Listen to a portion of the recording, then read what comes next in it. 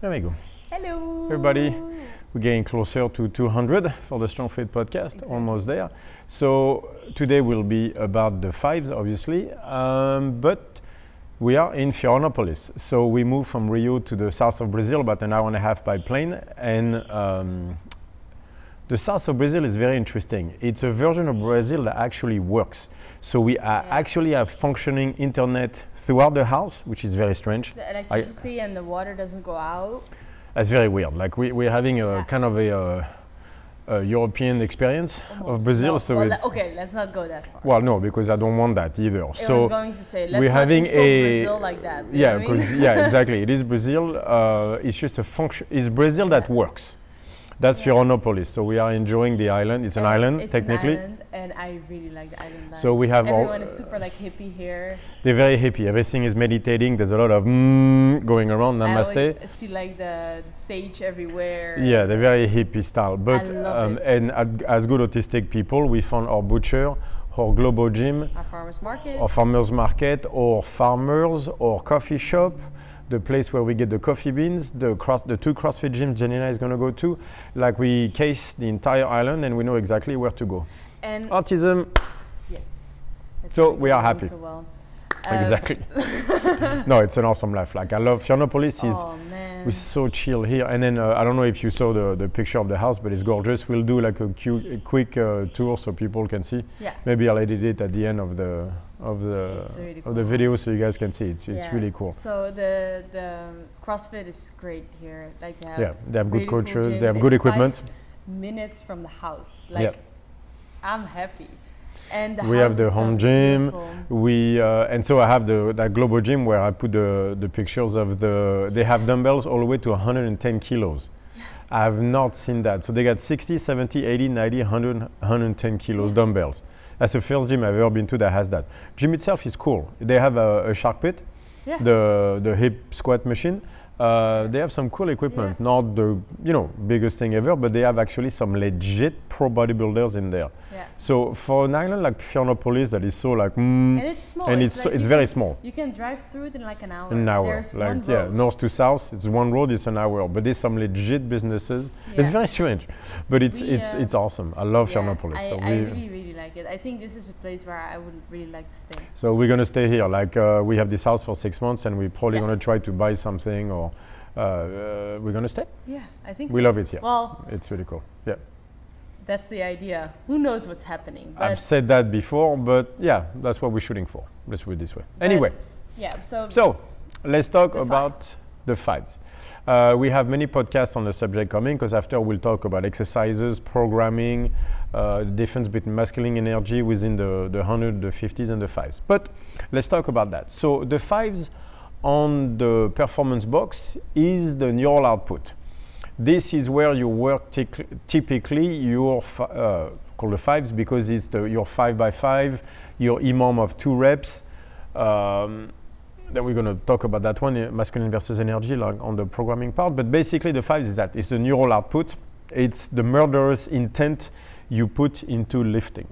That's what I call is to work the neural output. So it's to work that capacity to translate a murderous intent into a lift. is this also like a short sprint? Yes, it's when you need to put like the pure tunnel vision. So this is like that arch that we talk about, like exploration to exploitation. This is when you're full exploitation. This is when you are like, over 90% of your max on an exercise where the only way you can keep going is if you shut off and shut up everything and just move forward or squat one more rep or whatever when you need to give your full attention, full exploitation, full neural output, full nervous system engagement. Like there's no like where is the muscle working? Do I feel this? Do I not feel that? None of that. It's like pedal to the metal and then just go. Yeah. So we call it the fives. Why? Because that's usually what you're going to see. You're going to see like a set of 5, maybe 2 sets of 3s. You're going to see the 5x5, but it's a lower rep, higher percentage type of idea. Obviously, neural output is one thing to generate, the murderous intent is in order to actually translate it to the muscle. So for a muscle to react to the murderous intent, you have to have muscle quality, which is what we're going to work on the low 50s. So we say 150s fives, but you have to understand that there's a low fives, right? Do 1 rep max, your high fives, a 5x5, your low 50s, to the high 50s, to the low 100s, to the high 100s. So it's never as simple as, 105-50, but it's to give you an idea overall. So this is what you're going to see in your powerlifting program. This is what you're going to see in your Olympic weightlifting program. Olympic weightlifting, when it comes to snatching, stuff like that, you're going to see your low fives. That's pure normal output, singles, double reps. What I find very interesting is that you see the Chinese weightlifters, for example, spending 70% of their time on assistance work, which is usually 12 to 15 reps, so in the hundreds. Then they squat fairly heavy, five reps or whatever, that's in the 50s, and then they do their Olympic weightlifting in the fives. And then it's actually only 30% of the time in the low 50s or the fives, which is pretty much what I do. So you're going to recognize actually a lot of system, I think, fit between the idea of the performance box. Mm-hmm. So how often do you do 5s a week? So for me, it depends a little bit on how you're going to treat it, because there's low fives and high fives. Low fives do how often? Low fives would be a double or stuff like that. That would be once a week. High fives, I can do it more often, but it depends a little bit of how you're going to go into the fives. So first, let's talk exercise choice in order to explain how I do it. So. Right. Because we're going to go into a full exploitation mode, I don't want to mess around with an exercise I am not entirely sure of. So for example, if it's a back squat and then I'm not, or deadlift and my back is feeling weird or stuff like that, I'll put it in the 50s, because then I can go 7-8 reps and there's enough exploitation in that there's enough control that I'm not risking anything. If I'm going to go in the fives, I'm going to go to the stuff where I'm just going to, it's pedal to the metal. So for me, it's the strongman stuff. It's the yoke carry, it's a farmer's carry, it's lifting a sandbag, pressing a sandbag overhead. It's power squats, it's exercises where I am 100% confident in the skill, and then I can just go and I have no fear of getting hurt. Shit happens, but there is no fear there. There is no doubt toward what I need to do with the exercise. That's what I would advise for the fives. So that's why most people will not do Olympic weightlifting in the fives. The people that do it are usually Olympic weightlifters that have a high caliber, that have done the movement so many times, they just know it by heart. I mean, and even then, it's still dangerous. Right, but so for me, the fives will be the heavy carries. I like the power squats. I like the deficit stiff leg deadlift. Those exercises I'm very, very comfortable with. Either because I've mastered the skill of the exercise or the skill was low to begin with. Right. Like a yoke carry is not the most skillful exercise ever. There is some technique to it, but you figure it out fairly fast. So let's say you have a beginner client, you would do a sled as a 5. For example, it could be like heavy. A sandbag squat would be in the 50s, because even for them, they're going to go all over the place. But maybe like like if it's really a beginner, like farmer's carry is okay. Yoke carry maybe not, because it's on the T-spine. That can be a problem. The farmer's carry usually will be safer. It can be a heavy drag. It can be a very fast sprint. Basically, on the low West, the West scale, I'm going to make sure the skill is very, very, very low, so that there's less chance of hurting yourself. Therefore, I can push the exploitation to the max. That's the point of the fives, because if you can push the exploitation to the max, you're just creating that neural output that we all need to go at. Right. So that's the peak of a strength cycle. So if you look, they're fairly short. This is where the overloading finally comes to fruition. So if I take a Ed Cohen podcast, you start with your sets of 10s, then whenever you get to the 4s, that starts to get rough. 3, 2, 1, and top, there's only 4 weeks, because that's about as long as you can sustain that. It's going to be very, very, very taxing. So usually, if I'm going to go into the low fives, I can do it maybe twice a week, 3 times a week, but I will only last for 3 to 4 weeks. And then I'll have to back off and go back to a more normal approach, like maybe higher fives, like a 5x5, a 3 or 4 sets of 4, something like that. If I'm going to go in the low fives, it'll be for only 3 weeks at a time. if I want to put the 5 somewhere, usually I'll go in the high 5, so higher reps scheme, so more like 4 sets of 4 on an exercise, stuff like that. That I can do, let's say twice a week, 2 times a week, while I'm working hard on my 50s.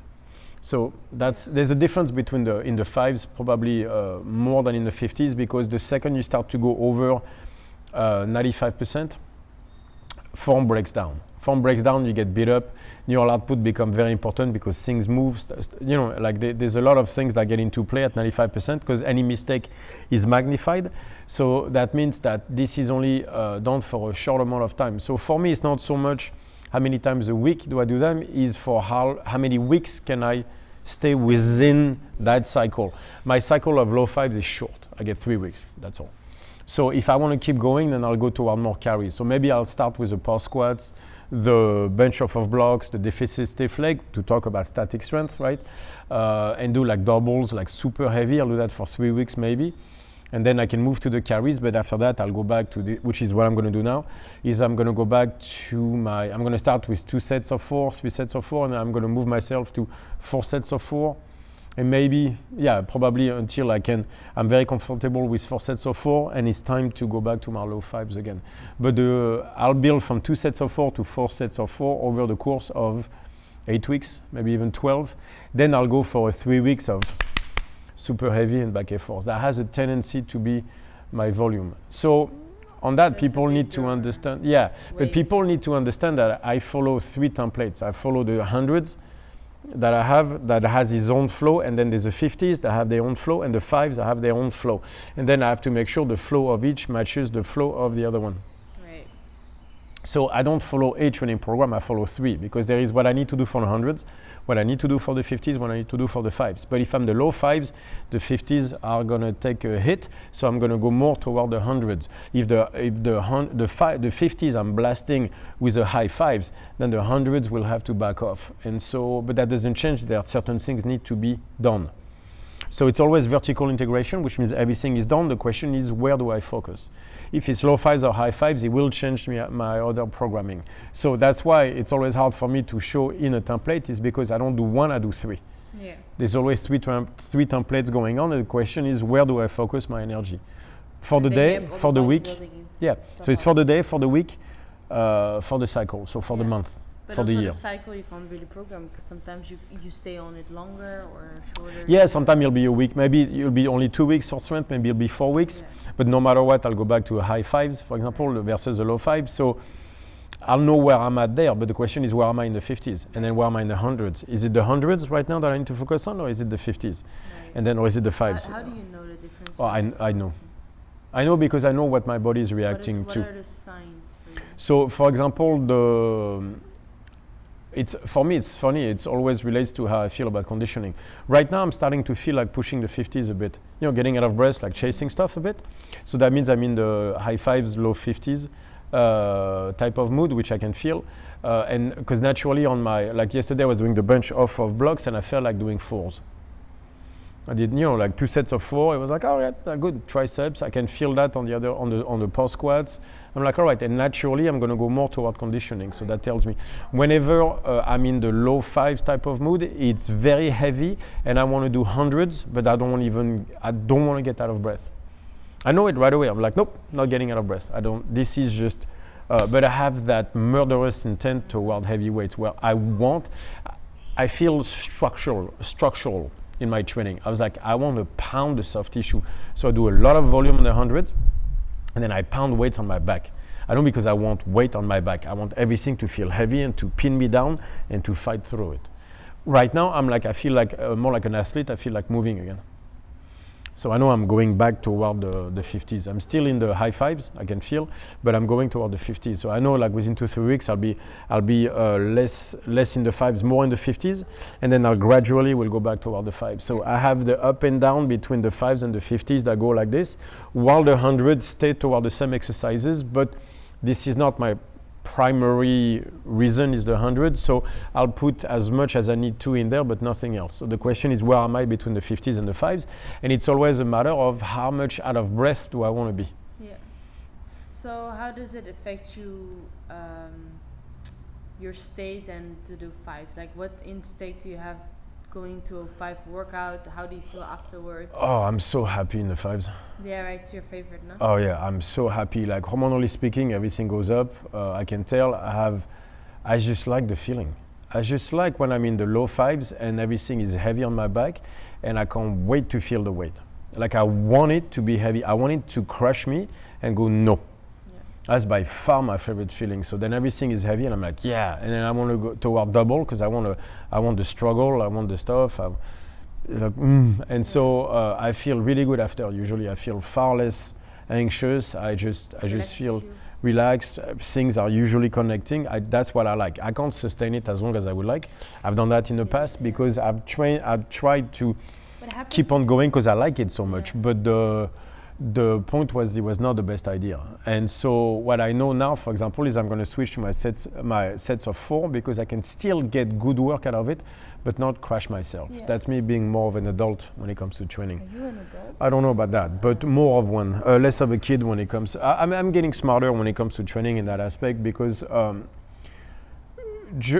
just because I favor the 5 doesn't mean I can stay there. Like at some point you'll stall, which is the worst feeling. Right. So I feel great about the training, but the fact is I got the PRs I wanted to get that I thought it would take me another 6 months to get. I got all of them. So I'm like, oh shit. So now what? Now you go back to high 5s, then to 50s, then you build that up for 8 weeks, and then you go to the next PR. It's easy to get cocky about the 5s, you know what I'm saying? So especially me, like because I like it so much, and that's why I get cocky, by the way.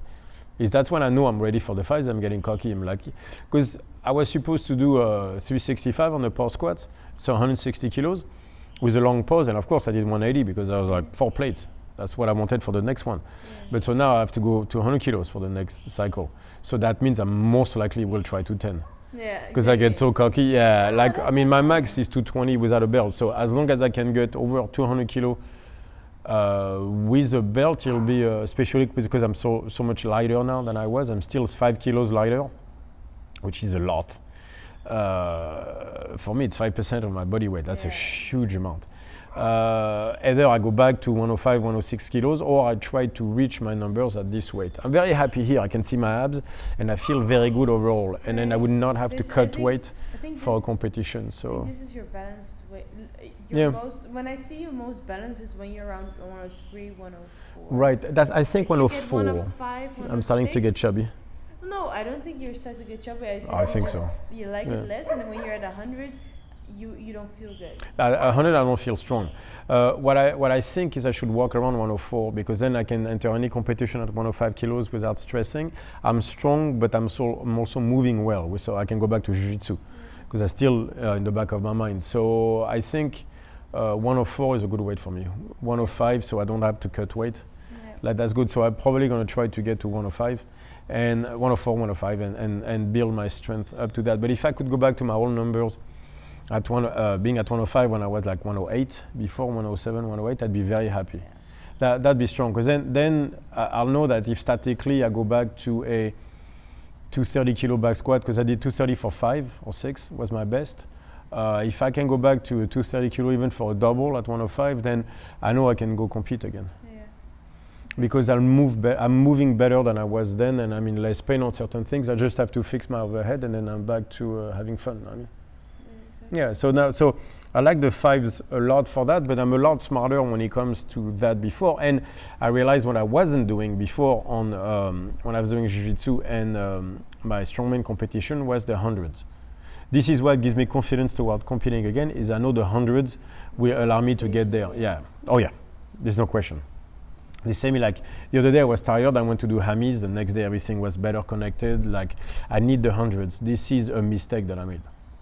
I was always 50s and 5s because that's where I feel the best, but just because you feel the best doesn't mean it's the only thing you should be doing. Well, so because you get into a spiral really easy with the 5s. Yeah. Right? Yeah. And plus you don't feel like at some point you get to a stage where you don't know exactly, because you're like that sort of or at least it numbs me out always a bit. No, but plus everybody, you see it a lot with people with Olympic weightlifting. They end up doing triples and doubles and singles because it feels good, it's heavy and everything, but you stall really fast. Yeah. you stall really fast. Like there's an amount of volume, like there's no question that is necessary to make progress. Like Martin Lissist, who was the world's strongest man 2 years ago, was talking about that. He's like, most of his work is actually high reps. Right. And then he just peaks very shortly before a competition, but he's also putting on, 10 kilos of body mass at least right before a competition, if not 15. Drugs are involved, as in steroids are involved and stuff like that. Like you have to understand that peaking for the sports of strength have different components. I can't peak like that, so I'll be consistent all year and just try to specialize for events before a competition, but that's all. So I'm going to compete in my own terms in that sense. Well, yeah. But the key for me is the hundreds. The hundreds allow me to stay far healthier, connect everything, and I just make progress. And my lats are starting to get thick again, so everything makes progress. Like it's good. It's a good training. Like the 100s, 50s, and 5s are opening doors to our performance for me. So I'm explaining all that, right? I'm trying to incorporate around the template. I have to figure out a little bit how I'm going to do that next. Yeah. So want to talk a bit about nutrition and how? No. First, I want to talk. Today is going to be about the 5s. We'll talk about. I mean, like how it affects you, hunger-wise, or no? Right. Well, before we go there, let me finish programming for the 5s. So, because for example, we are talking about a 5x5, right? A 5x5, like so, the high 5s or 4x4, whatever you wanna go around. If you look, this is very much on the masculine side, the 4x4. So I'll do four sets of 4 with 2-3 minutes in between or something like that. So if you look, the whole thing will take me 4 sets, so that's 3 breaks, 3 minutes, 9. It'll take you about 12 to 14 minutes to do the whole. So let's say 15 minutes, right? What I find interesting about that, and if you look at a set of 4, you will do it with about 4 sets of 4. It's going to be around your 80%, probably maybe a bit, because it used to be 90%. Let's say 85%, about. Right, so what you could do for 7 reps, probably, I do it for 4x4, maybe not 7, but like a good 6 reps. About 6 reps, right? 5-6 reps, I do it for a 4x4. Yeah, that's good. Whatever you could do for 6 reps, you do a 4x4 with, right? That's about what I like. That's for the masculine side. Now, if you look on the feminine side, because we can't program the same. I tried to program the 4x4 for Janina back then, and it absolutely did not work. So instead, we're going to program it the feminine energy way. And how do you do that? Exactly. So how do I do that? Is I take the same amount of weight, so a weight you can do for 6 reps, and I'm going to make you do 2 reps on the minute. And I'm going to make you do an imam of 12 minutes. Yeah. So what you're going to end up doing is 24 reps, which is roughly what you get on the 4x4 or the 5x5. 5x5 you get 24, 4x4 you get 16, but you get the idea, somewhere in between.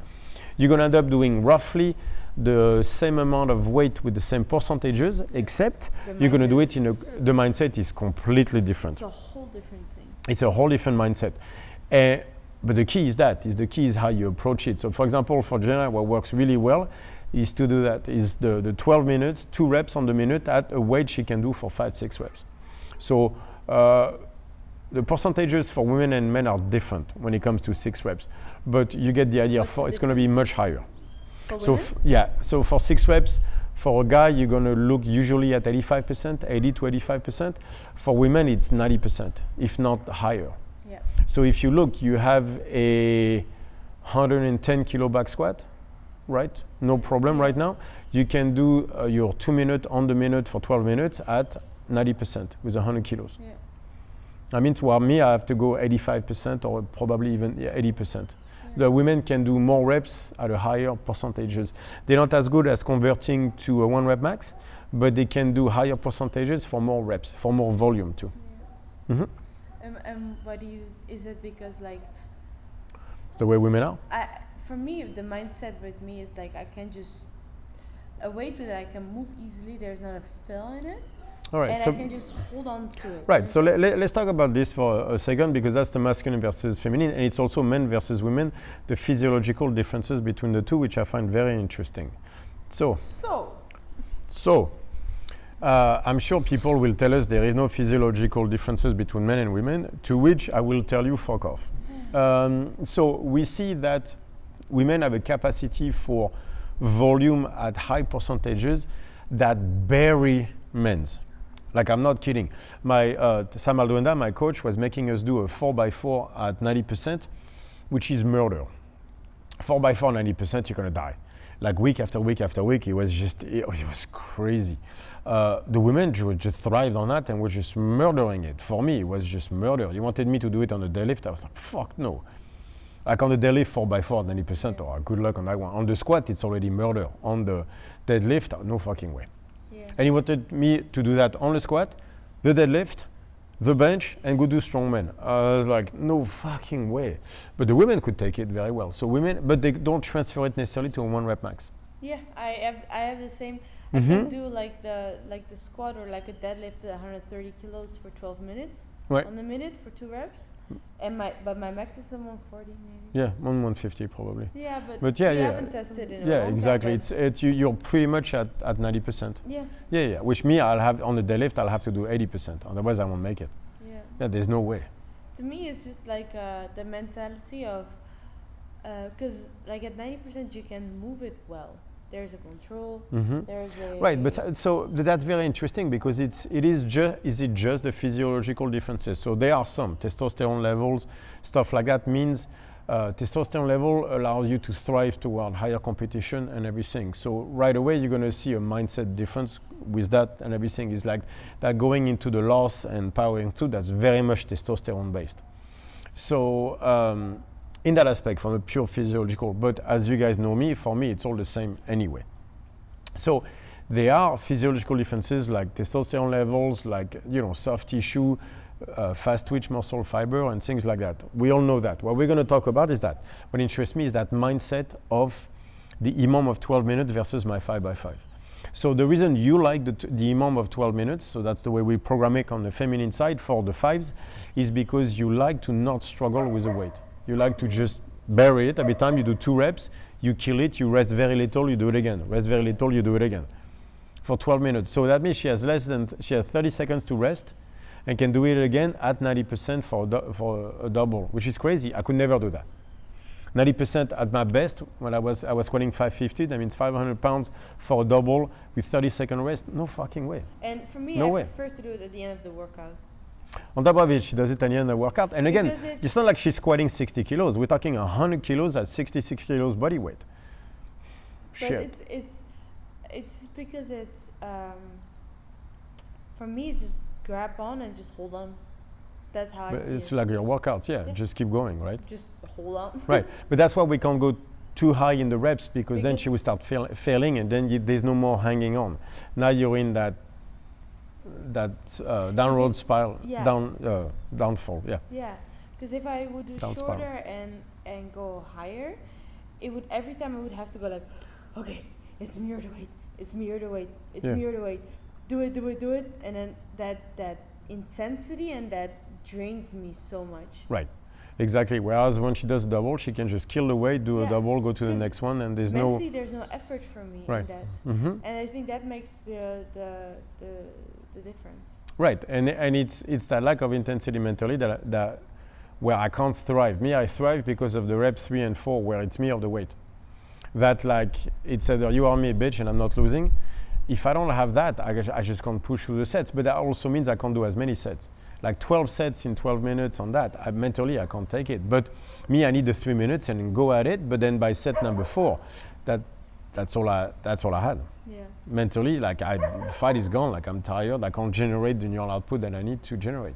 Yeah. So it's a completely different approach in that sense for the high 5s on whether you're on the masculine and feminine size. That's gonna matter a lot. Yeah. And by the way, when I'm done with those 12 minutes, I go home. You don't done, right? Yeah. Don't do anything. That's why she does it at the end. It's because after that it's over. Yeah. I don't want to have anything to do with the gym after that. Right. Yeah. Whereas that's why I'm happiest is when I do that. Like sometimes I make the mistakes. I want to go into 50s or do stuff like that because I'm so happy after that because I won. I did my 4 sets of 4 against a weight that wanted to kill me, but I prevail. I'm not dead. You started thriving and thriving. Oh yeah. Because the weight couldn't kill me. Yeah. It's that, so your ego gets boosted. Yeah. Right? Yeah. Because the weight couldn't kill me. Yeah. You tried, but you couldn't. Yeah, that's me in the gym. That's why the yoke carry all that stuff. Is like the yoke tried to kill me and couldn't. Yeah, exactly. So that gives me energy. Yeah. Beat up, but like that good beat up energy. Yeah, that's what I trained for.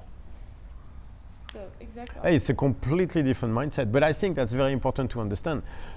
We always talk about the physical differences, but it goes past that. The intent on when you do the fives is so important because neural output means nervous system. So you have to attack it toward your nervous system in the correct way. Otherwise, you what happens to when you do it the wrong way? You crash. You crash fast because at those percentages, if you go under the bar and you go, oh, this is heavy, or if you just let go mentally, that weight is pinning you down, and then you'll just fail. It's like you see that a lot with the burn the questions. People I try to take the sled and they always say, well, I could always have done one more rep. I'm like, yeah, but not in a vacuum. Yes, in reality, like no, like that's not how this works. I mean, if the approach is not yours, you're just gonna stall. But you know, it's a plane. You know, like a plane, if it goes too slow, actually falls because a plane goes up because of the traction. The air actually sucks it up. Because of a differential of air under the wing and on top of the wing. There's less air on top of the wing, so the plane goes up because it's been sucked up there. So if it slows down and you don't have a difference, the plane falls. That's what's going to happen if you don't have you go into the neural output without understanding the right approach, is eventually you'll slow down to a point where you just fall. Yeah, and then that's the crash. And then you're in freeze and you go, I don't like this. It's not that you don't like it, it's that you've done it incorrectly. So I have a lot of those ladies who love those 30, 40 minutes imam, just like you do, right? That I've put into 5x5s and they go, I don't like it, and then they don't. It's just not working. So now I understand things better, and that imam of 12 minutes with 2 reps for a weight you can do for 6 works actually really, really well. And again, at the end, you've done your 24 reps anyway. So you've done the same amount of weights in the same amount of minutes. So you didn't push toward failure, but you still did the work. I was going to say, does it make a difference, you think, on the development, your progress, if you do it as an EMOM 4 or a 4x4? I'm sure on a single session, it does. Where you push the muscle a little bit more, you're going to get a greater reaction out of your system. What people forget to factor into all this is the fact that you need, for this to work, you need to do it many times per week, per month, per year, for years on end. So if you don't go back to the gym on a regular basis to work on it, then no, you're not going to make progress. So at the end, what matters more is not so much how efficient your session was, is how do you feel 2 hours later, and are you going to come back the next day and do it again? And the next time, and do it again, and the next time you do it again, and the next time you do it again. You have to understand that you want to get good. Like, understand, like, when I started squatting, I was squatting 400 pounds, 180 kilo, maybe. I remember, but probably around there. I ended up at 250 kilos, so 70 kilos more. That's great. Okay, it took me 5 years. Yeah. 5 years to get 70 kilos. Right. That's 14 kilos per year. That's all. Yeah. That's all I did on my squat. So you're telling me that I did all that every Saturday for 5 years to gain 70 kilos on my squat? Yeah. 14 kilos per year. That's it. And that's the average that I give everybody, 35 pounds a year. That's it. But imagine if you do that, 14 kilos per year, imagine where you'll be in 10 years. Right. But to do that, you have to come back every week. To come back every week, it has to be the right approach. So even if doing a 5x5, pushing those last 2 reps would have a greater physiological effect on that session, doesn't matter, since if it's the wrong approach, you won't do it for the next 5 years once a week, and then therefore you won't make the progress. Yeah. So, but if I get you an EMOM of 12 minutes where you squat twice a week like that for 5 years instead of once every 2 weeks for the next 3, and then you don't then who cares? Because at the end, it's you coming back to the gym and giving your best that will get you results, not what that session does. Yeah. Well, it just reminds me of the podcast and like how important it is to like training, or how important it is to like the food you eat, or all those things.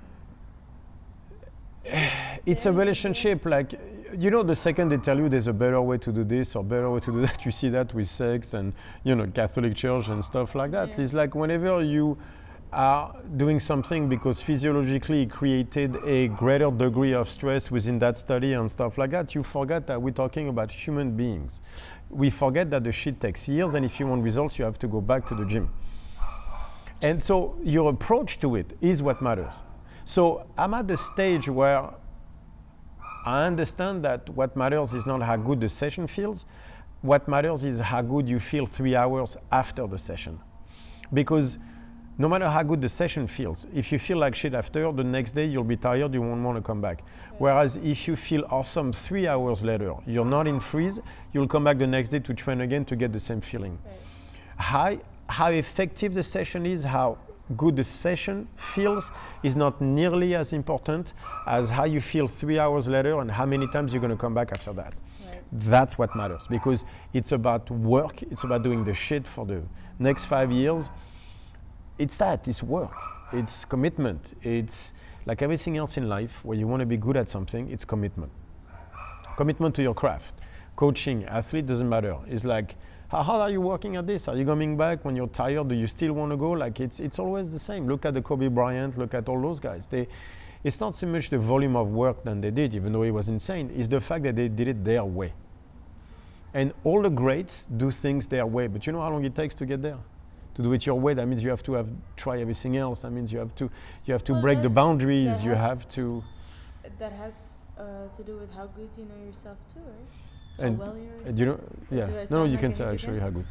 Yeah, no, it's for I read. made an English mistake, but made me sound like a hick. Yeah, because she says read good, or you learn me this or that. So yeah, she sounds like a hick every time. So it's funny. Anyway, but it also depends on how good you know yourself, and that is also with that peaking and stuff like that. Right, but to know how well you know yourself, you're talking about people that have been coached from an early age, so they've been told what to do since they're 6 years old, and they still break that. Vasily Alexeyev, the great Olympic weightlifter from Russia, right, one of the greatest ever, was training his own way. He's the one doing power clean in water and do shit. Like he broke down his relationship with 3 coaches because he was like, I don't want to do that. That's not the right way to do it. Yeah. Even though he had been coached by the Russian system since he was like 5. So imagine how much he was pounded into it, and he still had the balls to go. Yes, exactly. So there's that too, right? So, but it's that. It's like, can you come back the next time and do it again?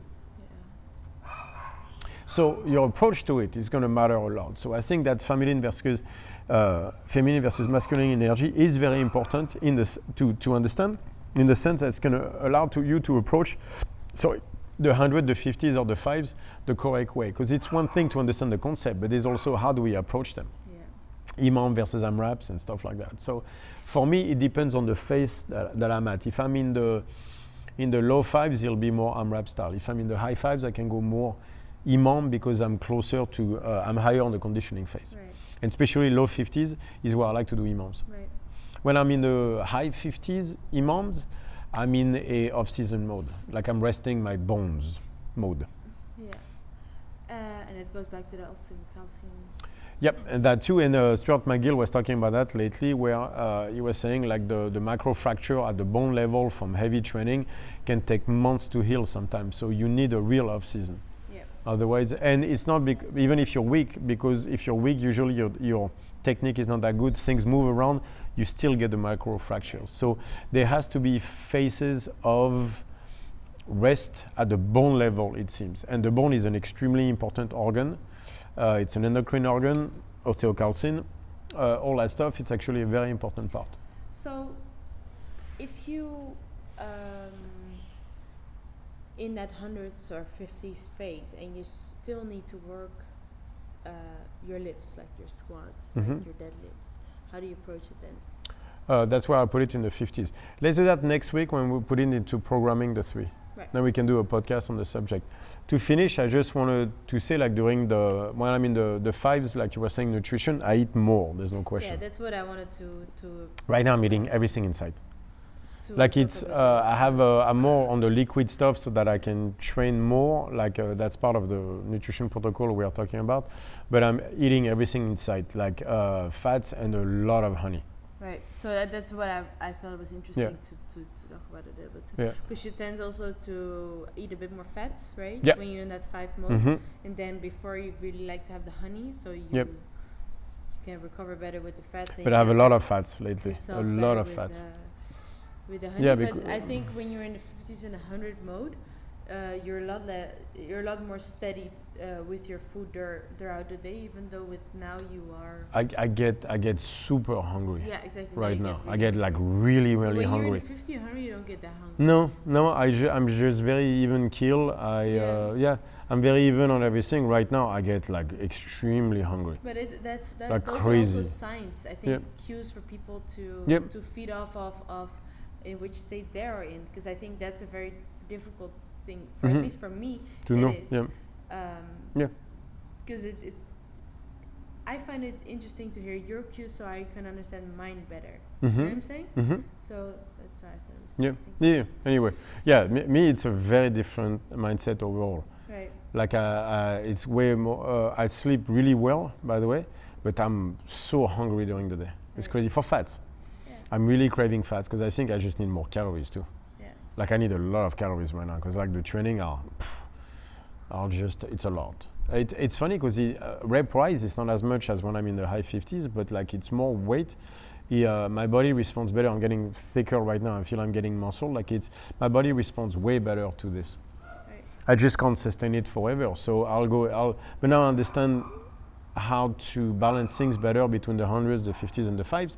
And that will be next week's podcast when we talk a bit more about programming those three. Yeah, just so how do we put all three together and... Yeah, and